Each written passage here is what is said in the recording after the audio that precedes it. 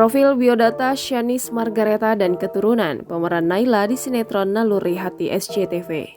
Berikut profil Shanice Margareta Lee, pemeran Naila pada sinetron Naluri Hati bikinan rumah produksi Sinemart yang berketurunan Thailand Indonesia.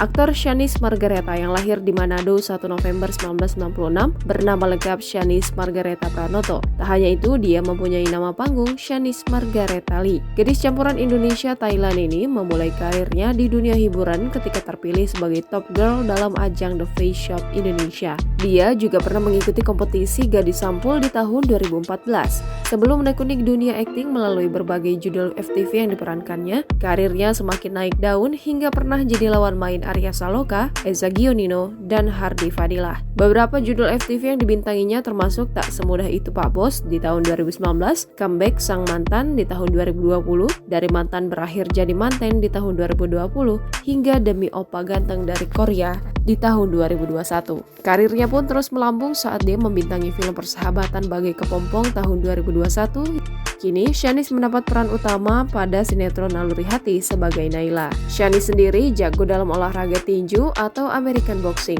Selain tinju, Shanice juga tampil dalam Muay Thai. Untuk masalah pribadi, Shanice jarang terbuka soal siapa laki-laki yang dekat dengannya.